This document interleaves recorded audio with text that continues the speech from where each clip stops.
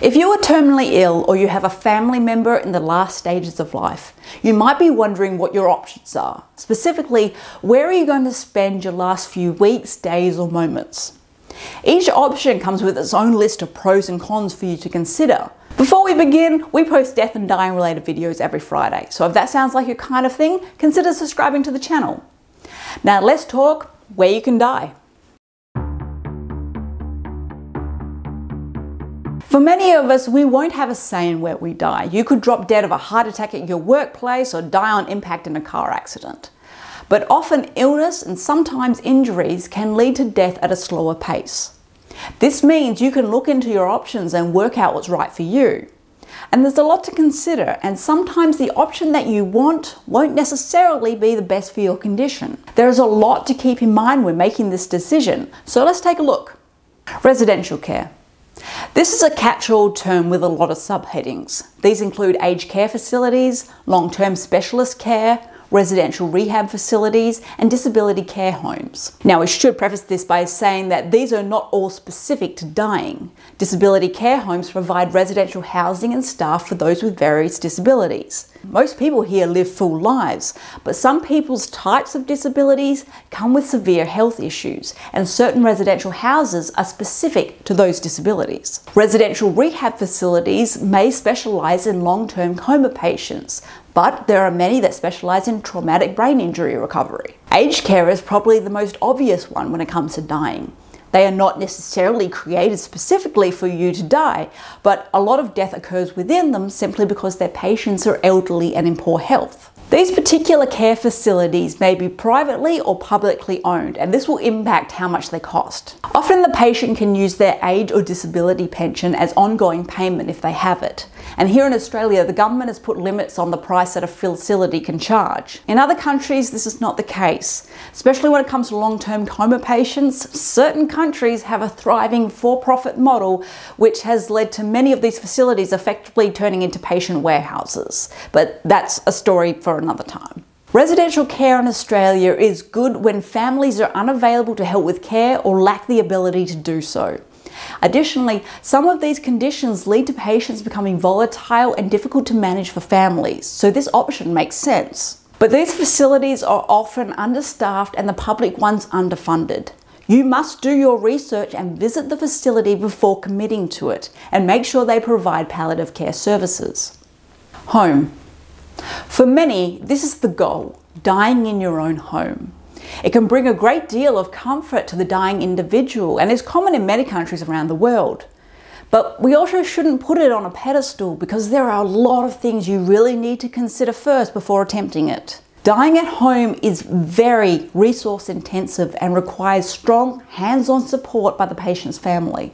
The medical supplies and equipment that will be needed vary based on the patient's condition, and they are often expensive. But more than that, while home nursing services and home hospice services are available to help, they will likely only visit once a day.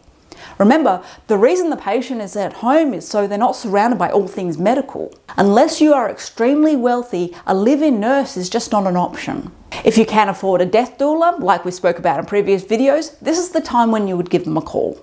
Otherwise, the majority of care comes from the family and carers, and they need to be up to the task physically and mentally. The family's time and energy will completely revolve around their dying loved one, and this can cause tension and exhaustion. Also, doctors don't have a crystal ball that tells the future. They may estimate that the patient may have 2 weeks to live, but they may live for another 3 months, and the family must be okay with that possibility and how it will affect their lives. The biggest problem with home care is when the wants of the patient and the family differ, or they realize halfway through that they're in too deep, leading to massive amounts of guilt. It's not easy and it's not simple. Depending on the person's condition and the dynamic of their family, this could be an excellent option. But it could also be a hypothetical ideal that's just not realistic to your circumstances. Hospital. Okay, so we knew this one was going to be on the list. Obviously, you don't end up in hospital with the intent to die, but it happens. From a resource perspective, dying in hospital means that you have all the staff and supplies right there on hand, ready to go when needed. And while many don't want to die in a sterile, uninviting environment, large hospitals do provide excellent palliative care services.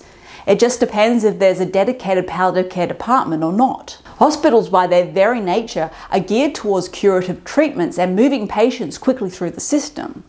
And in the midst of all this are often palliative care staff trying to work around all of this, so it can be hectic unless there is a dedicated department, which is much calmer.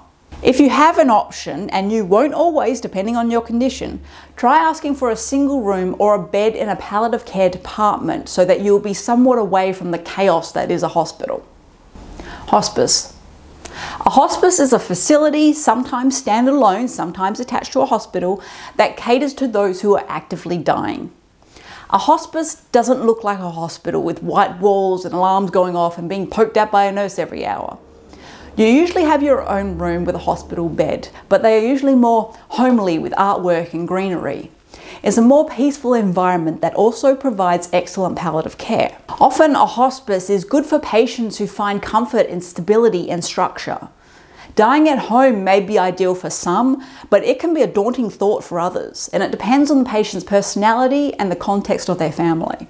The problem is there are very few hospice facilities around Australia, and usually you will have to be referred to them by the palliative care team or hospital doctor, who can sign off saying that you most likely have less than 2 months to live, you are not partaking in curative treatments, and are actively dying. You cannot self-refer, and your local GP cannot refer you to these facilities. It doesn't work that way. However, it is a very good middle ground between dying in hospital and dying at home.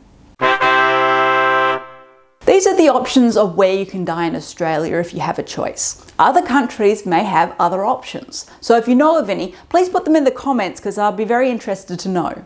And after you give this video a like, let us know in the comments which of these options you would choose if you're able to and why. And with that, go talk death.